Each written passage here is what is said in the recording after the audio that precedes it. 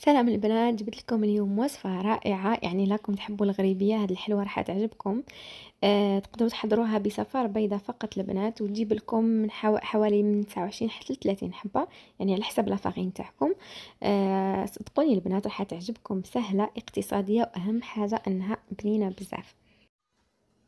بالنسبة للمكونات نحتاج إلى صفار بيضة، نحتاج أيضا إلى نصف كاس من السكر، كاس لتكيلو به عادي هذاك نشدو منه نصف كاس. بالنسبة لزبدتكم بحرارة الغرفة نحتاج إلى 125 غرام، نضيف عليها أيضا نصف كاس من الزيت، رشة ملح. عبالي بلي الزيت ماهوش كاين بزاف في الجزائر المرة هذه، لكن نصف كاس يعني نقدروا نلقاوه في أي بيت. ونحطوا طبعا لافاني، نخلطوا كامل المكونات مع بعضهم. نجيو هنا البنات نضيفوا ملعقه تاع بوغ داراشيد اللي هي زبده الفول السوداني، الا ما عندكمش تقدروا تستغناو عليها.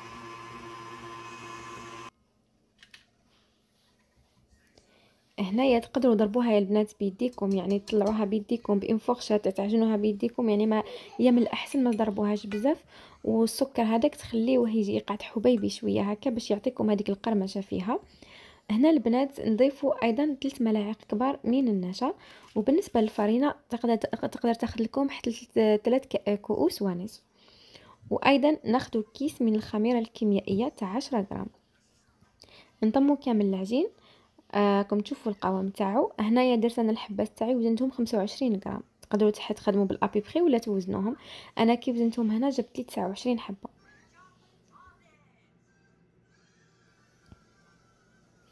بعد ما نخدموا كامل الحبات تاعنا البنات، نجيبوا بياض بيضه، هذاك بياض البيض اللي كنا نحيناه من هذيك الصفار اللي حطيناه في الحلوه. نجيبوا ايضا شويه كاوكاوي، من الاحسن تحمصوه شويه البنات وترحيوه بهذا الشكل، ما ديروش بزاف رقيق. ونجيبوا الحبات تاعنا نحطوهم في صفار البيض، ومن بعد نعاودوا نحطوهم في هذاك الكاوكاو المطحون. يعني سهله جدا وتحضروها يعني غابيدمون. الا ما عندكمش حاجه القهوه تاع العصر هذه توجد بالخف البنات. فوالا نديروا كامل الحبات تاعنا البنات.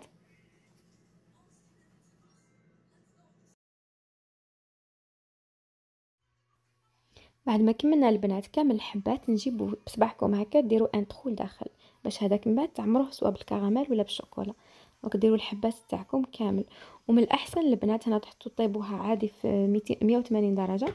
من الاحسن البنات كي طيب لكم يعني ان دومي كويسون تعاودوا تجبدوها، تعاودوا هذاك لو تخو تعاودوا تحبطوه بحاجه سواء بصبعكم ولا بسكيه كي تطلع اي شويه هذاك لو تخو يعاود يتغونفلا. دونك من الاحسن قبل كي طيب لكم هكا يعني شويه تعاودوا تحبطوه وتعاودوا تخليوها تكملوها طيب حتى تاخذ هاد لا كولور.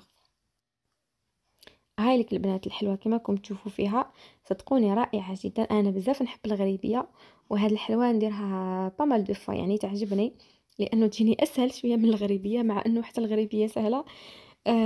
هذه هي البنات، ان شاء الله تكون عجبتكم هذه الوصفه خفيفه وبنينه. نتلاقاو في فرصه اخرى بحول الله. استودعكم الله، والسلام عليكم ورحمه الله تعالى وبركاته.